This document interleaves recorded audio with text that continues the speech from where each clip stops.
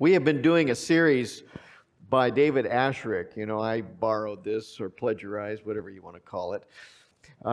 He did this series, just to remind you, with his son's academy, and it's called Grounded and Rooted in Jesus. And we are in part 3, if you remember before. And I'm going to pull out my clicker here. Our theme text is, we are like a tree planted by streams of water that yields its fruit in season and its leaf does not wither. If we follow Jesus and if we delight in His law, we will be like this tree, and everything that we do will prosper. So I wanted to just see if we can get this. This is a long distance, isn't it? It would help, wouldn't it, if I turned it on? There we go. There we go. Remember, Jesus uses a lot of spiritual examples by nature, okay? And one of the things in the agricultural society in which he grew up in which he lived, he used this parable or this story about the different soils. Remember? A sower went out to plant. We talked about that.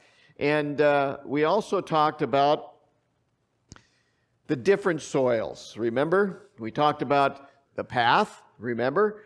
The seed that he cast went onto the path. These birds came, ate it, didn't even have a chance to root.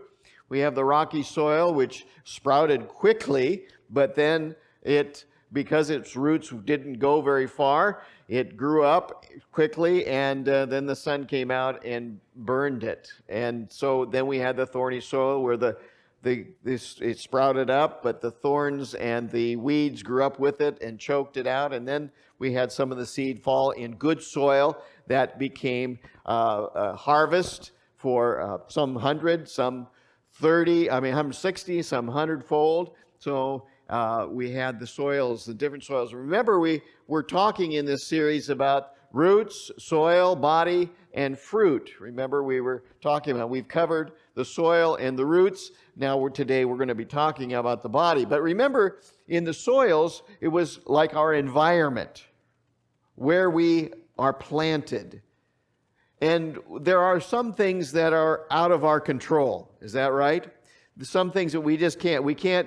We have no determination of where we were born or to whom we were born, our genetics, parents and family, even some health problems we had no control over in our early health and culture and economy and world. So these are things that we can't control in our lives, okay, and where we're planted, in the soil we're planted in.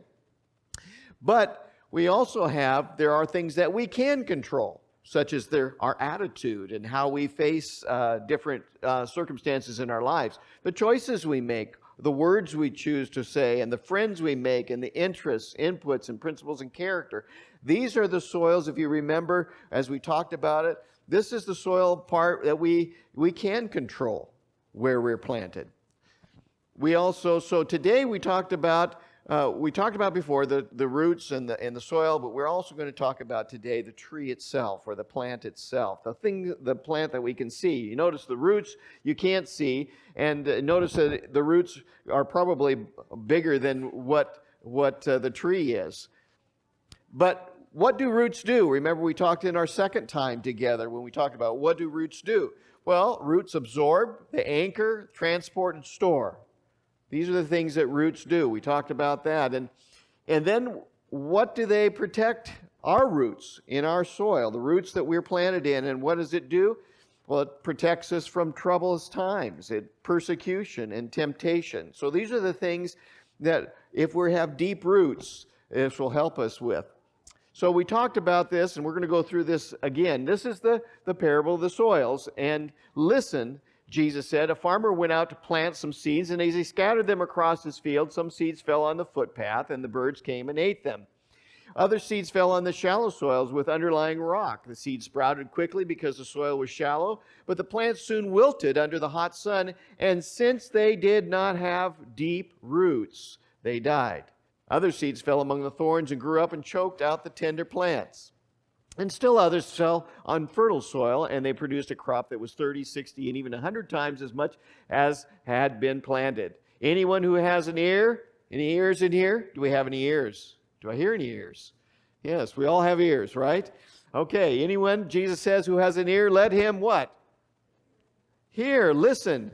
Not just listen. My wife says, I listen, but I don't hear. Right? Do we listen to really understand? That's really what Jesus is saying.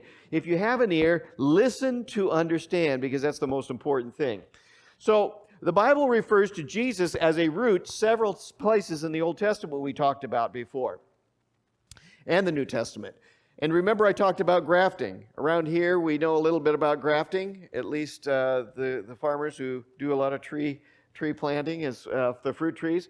Remember, grafting is, we have two things. We have the scion, which is the branch that is put into the rootstock. You notice how the rootstock is split, and then they put there and they wrap that up, and it produces this kind of a tree. Remember, talked about in Northern California that the English walnut doesn't do as well as the black walnut in this environment, and the black walnut's root system is a much better. But most people like the English walnuts and not the black walnuts, and so what they've done is they've taken the English walnut and they've grafted it into the black walnut rootstock, and that's what you come up with. You'll see this if you travel through Northern California. You'll see a lot of those orchards. Believers become grafted into Jesus so that he becomes our strong and stable root system. That's why Jesus said, as the branch cannot bear fruit by itself unless it abides in the vine, neither can you unless you abide in me. I am the vine, you are the branches, and whoever abides in me and I in him, it is that will bear much fruit. For apart from me, you can do what? Nothing. So here's the thing. We must be grafted into the rootstock of Jesus. If we are abiding in him and connected to him and we stay in him, we will bear much fruit. So, we talked about the soil and the roots. Now we're going to talk about the tree. So, the tree, I'm proposing, equals our identity or uniqueness and our value. Okay? The tree is, it's what people see. This is who we are. Okay? I'm going to share a little bit about me so that you know a little bit about me and who I am. Okay? I like to water ski. Yes, that is me up there. And I like to water ski. I like to snow ski. I like those kinds of things. I also like to hike. This is on top of Table Mountain, right outside of North Bonneville there. That's Mount Rainier and Mount St. Helens. That's my son. I just love to hike, as some of you already know.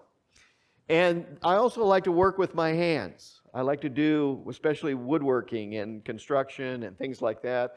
I enjoy that kind of thing. And so this is in my daughter's barn up in Aberdeen. And I put these stalls together for her. And she has 2 horses, and I put these together. I really enjoyed it. Took a week off and did that. I love working with my hands and doing that kind of thing. And these are very spoiled horses. So, but it doesn't look like that way now. This has been 3 years ago, so they don't look that way now. But anyway, before I got them, so I put those doors together. I never had put Dutch doors together. Never had done that before. I had no idea. But you know what? It's amazing what you can find on YouTube. It's like what I asked Monty when I asked the boys. I said, "Do you know what you're doing when you're gutting a fish?" And Zachariah, they told me, "We saw it on YouTube." We know. I'm glad you were there, though, to help them. I love this. This is my favorite. This is what I did last weekend, is spending time with my grandkids. This was some time back, but I just love doing that. And especially I love just walking the beach with my wife. And yes, that is my wife.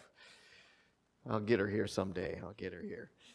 But we were there at Seaside, and we were doing some walking. We found a lot of shells, especially the sand dollars, and we had a good time together doing that. So that's a little bit about me and what I'm like.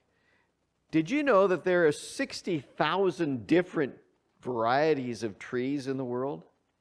60,000 different varieties of trees in the world. And we talked about it, like a tree planted by the streams of water. There's 60,000 different ones. I'm going to have you help me a little bit this morning. You kids, can you tell me what this tree is? Anybody? Anybody know what this kind of tree is?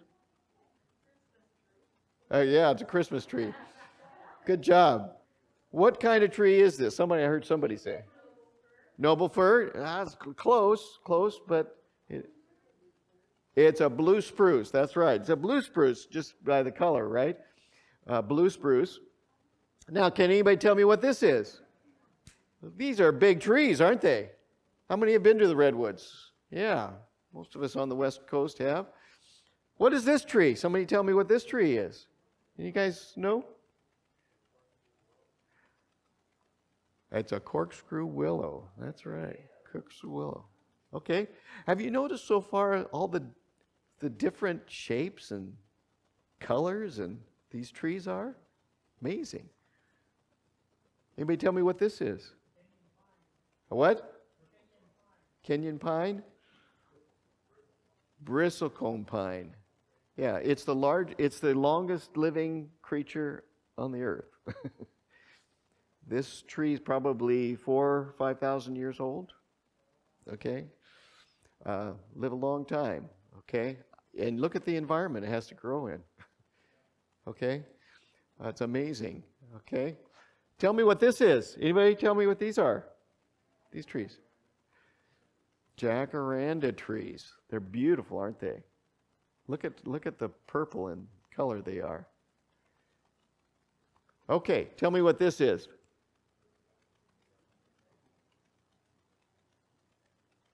Yes, it's a Japanese maple. We have a few of those around here.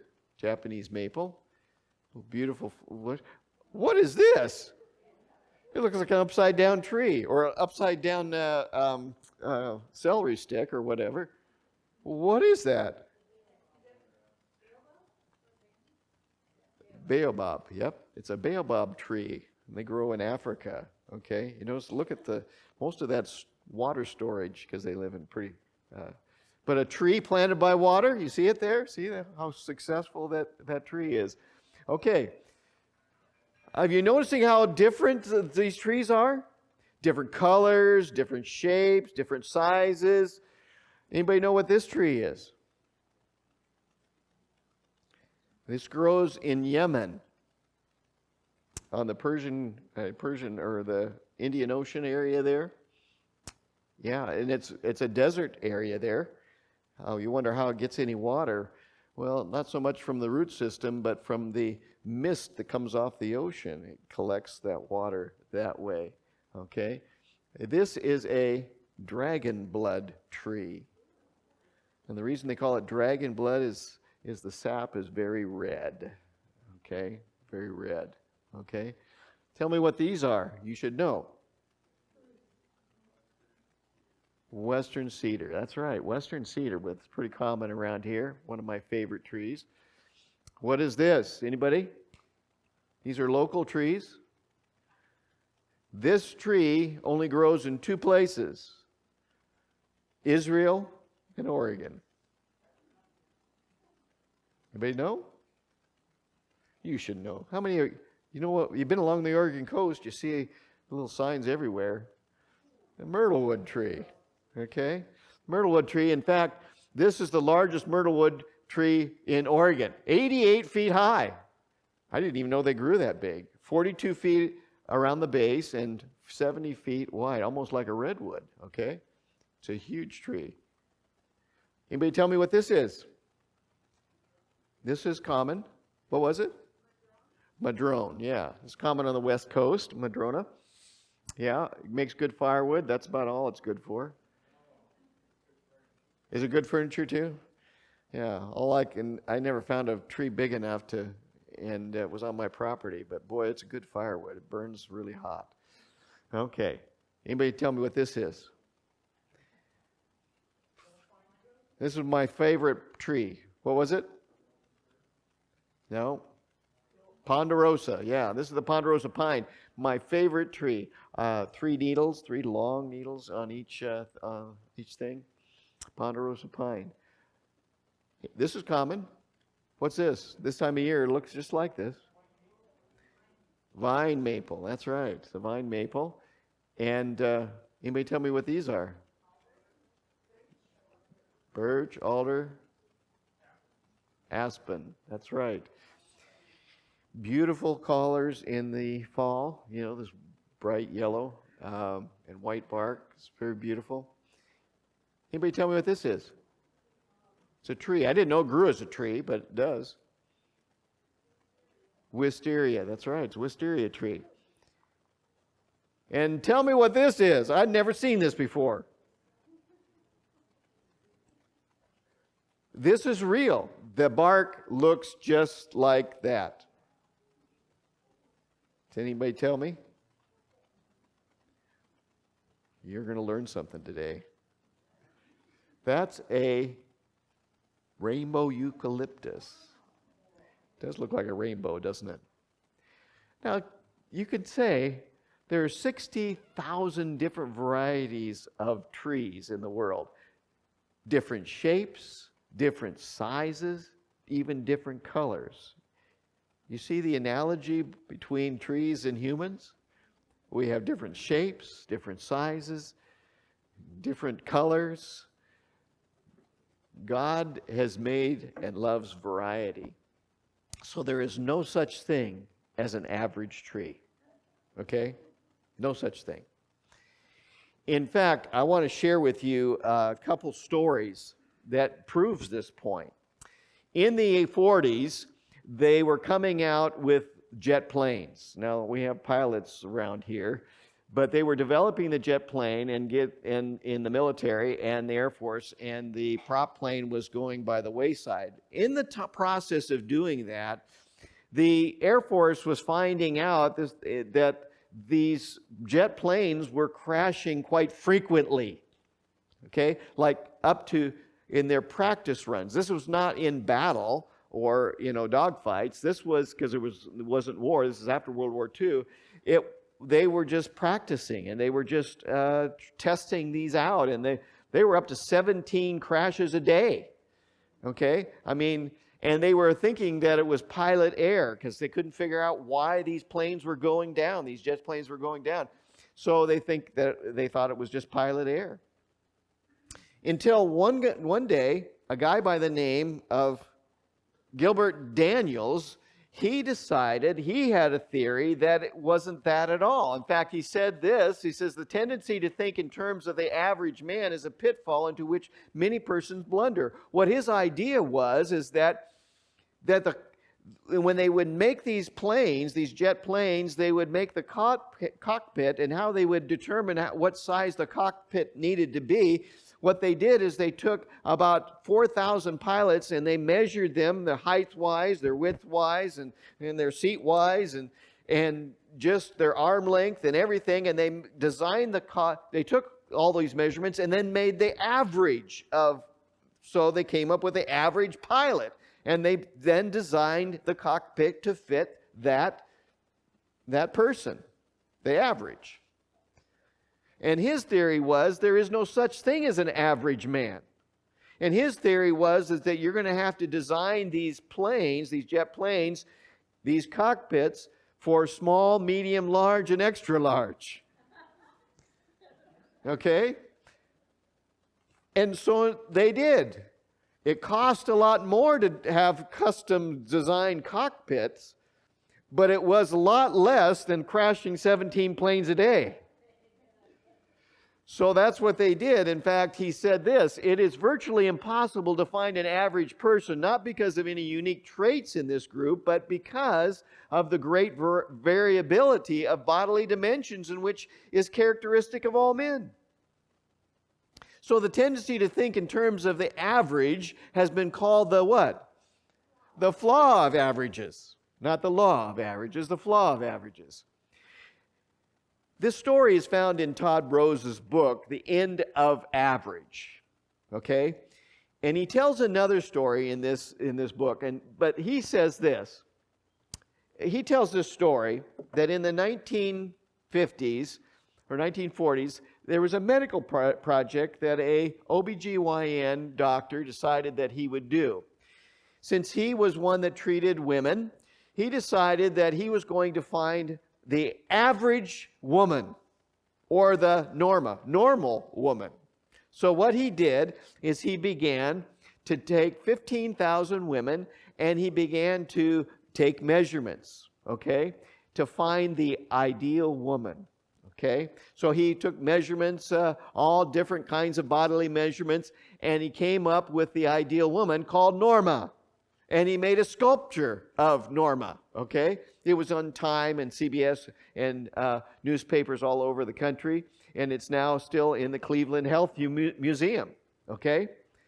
The interesting thing about this story, as he tells it, is that before the competition, what they did is they had a Norma look-alike contest. And there was nearly 4,000 ladies who entered this contest to see whoever came the closest to Norma in her measurements would win the contest. Okay? So they were thinking, there's got to be a few ladies like that out there. So it says, but before the competition, the judges assumed most entrance measurements would be pretty close to the average, and that the contest would come down to a question of millimeters. But the reality turned out to be nothing of the sort. So all these ladies entered. And by the way, I want to tell you, ladies, whatever the media tells you that a woman is supposed to look like, okay, and what measurements she's supposed to have and you young people, you young ladies, you need to know this, that there is no such thing. And I'll tell you why, because what happened was less than 40 of the 3,864 contestants were average size on just five of the 12 dimensions that the measurements they took. They only came close on 5 dimensions, and none of the contests came close to all the dimensions. So there's no such thing. So just as Daniel's study revealed there was no such thing as an average-sized pilot, the Norma lookalike contest demonstrated there's no average-sized woman. They didn't exist either. And yet, the media tries to tell you that you're supposed to look a certain way, right? And the problem is that we believe it. So there's no such thing as an average body, right? There is no such thing as an average person. Now, we're going to talk to you about the brain, complexity of the brain. By the way, the human brain has neural pathways. That's how you learn. When you learn a language, or you learn to ride a bike, or you learn to do anything, your brain develops a neural pathway that sends messages from one neuron to another, so that it becomes like secondary. You know, you've heard the saying, it's like riding a bike, because it comes back to you. That's because that neural pathway is there, and it's been there, and it doesn't go away. It's still there. But we have 100 to 200 billion neurons, or cells, or brain cells in our minds. The issue is that some of us have more and some of us have less. But did you know that the size of the brain does not matter? It doesn't tell your intelligence. Okay. Einstein had a very small brain to his body, so it has nothing to do with it. But the interesting thing is, what is this number? That's a big number, isn't it? That's a 10 with 81 zeros after it. Okay? Does anybody know what a trillion is? A trillion is a 10 with, I think it's 10 zeros after it. Okay? Now, a trillion is a lot, right? But this is 81 zeros after the 10. 81. Scientists believe, or astronomers believe, that this is the amount of atoms in the universe. This is the number of atoms in not just our world, not just our galaxy, but the whole universe. This is what they estimate, okay, how many atoms there are, All right? Take this number. That's a 10 with 121 zeros after it. Okay? This is how many neural pathways your mind is capable of developing. Your mind is able to learn and to develop this 10 times 10 to the 121st power. That's how many pathways your mind is capable of developing. Even when we're older, you can teach a dog new tricks. We still can learn. We can always learn. Won't it be wonderful when we get to heaven, we'll be able to utilize all of those pathways? The human brain is by far the most complex thing we know of, even more complex than the known universe. University of California at Santa Barbara study had they wanted to find an average brain. By the way, it wasn't, like I said before, it wasn't a matter of size, but they were going to find out what the average brain. So what they did is they took these 16 different people, okay, and they gave them all the exact same task to do. Maybe it was putting a puzzle together. Maybe it was writing their name, or just different tasks that they had to. But they all did the same thing. And then they monitored their brain. They did a brain scan while they were doing it to see what parts of the brain were active in the process of doing. What they thought that they would find is that they would find that the task was that they did the same task, and so the same areas of the brain would be stimulated. What they found was that was not true. Every single one of them doing the same task lit up different parts of the brain. So what they discovered is that there is no average brain. A focus on the average fosters competition. A focus on individuality fosters creativity. Let me explain. Paul says it this way: we do not have the audacity to put ourselves in the same class or compare ourselves with some who brag about themselves. When they measure themselves by themselves and compare themselves, they lack wisdom and behave like what? Like fools. So what I'm saying to you is, when you try to compare yourself and get your value by comparing yourself to someone else, Paul says you lack wisdom and act like a fool. How many of us are watching the media and getting our value by what they tell you that you should be like? The point is that Paul is saying we behave like fools, and lack wisdom. So I want to tell you this. I'm not talking about the competition when we're playing a board game together, or we may play a basketball game. Or I'm not talking about that competition. I'm talking about comparing ourselves and getting our value from those comparisons of others, instead of embracing the uniqueness that each of us are. So let me go through this. The sower went out to sow, and I'm going to go through this. And here is that even in Jesus' story here of the sower is this creativity, or this individuality, or this uniqueness. Other seeds fell on the thorns, and thorns grew up and choked them. Other seeds fell on the good soil and produced grain, some 100-fold, 60, and some 30. Even here, there is a difference. We're not all the same. Some 100, some 60, and some 30. I'm going to quote Dr. Seuss. Okay? Listen to this quote. Today you are you, that is truer than true. There is no one alive who is what? Youer than you. The truth about that is that there is no one like you. No one.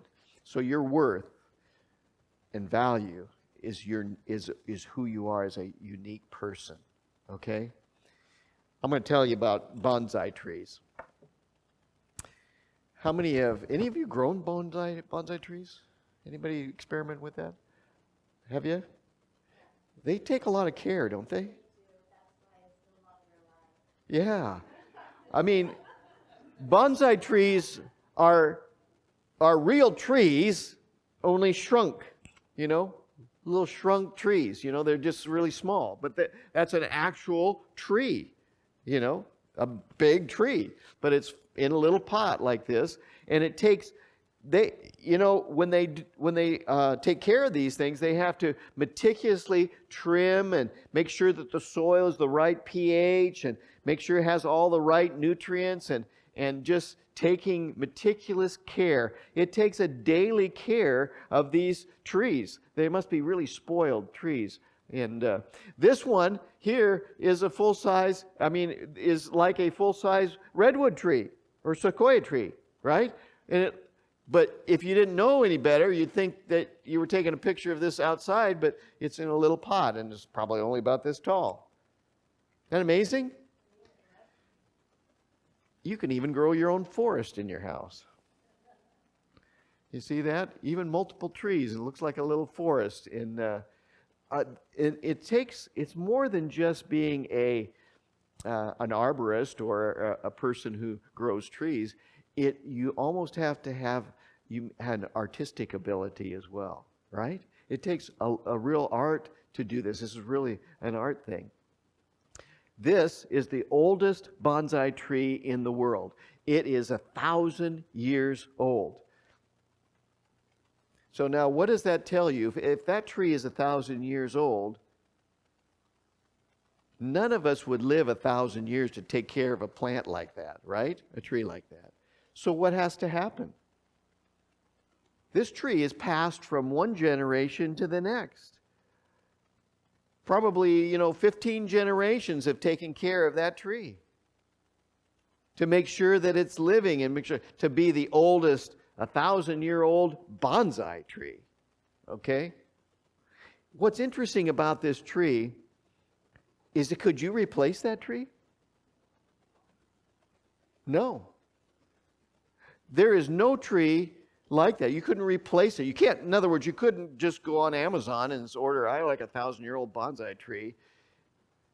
Because the point is that you couldn't replace it. Something that is irreplaceable is priceless, right?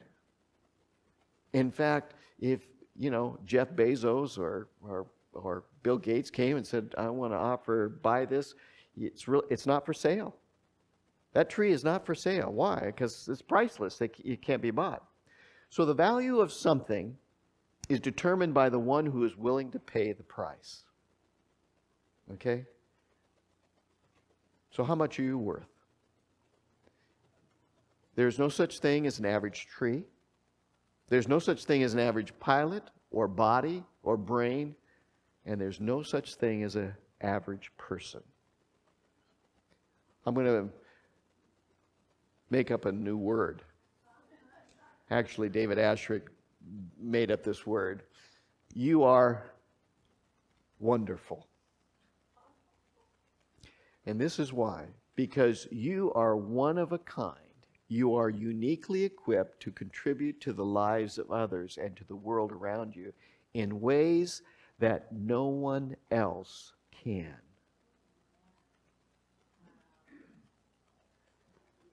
You are wonderful because you are irreplaceable. You can love and be loved in a way that no one else ever has been or ever will be. You are one of a kind. You are wonderful because you are unique. Your path in life, learning, growth, and healing are unique to you. There is no one youer than you. You are not average. You are unique and wonderful. Your worth is priceless. Why? Because God loves you and values you more than His own life.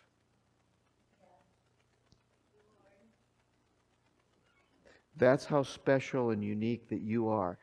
There is no one else that ever has been or ever will be in all of God's creation like you.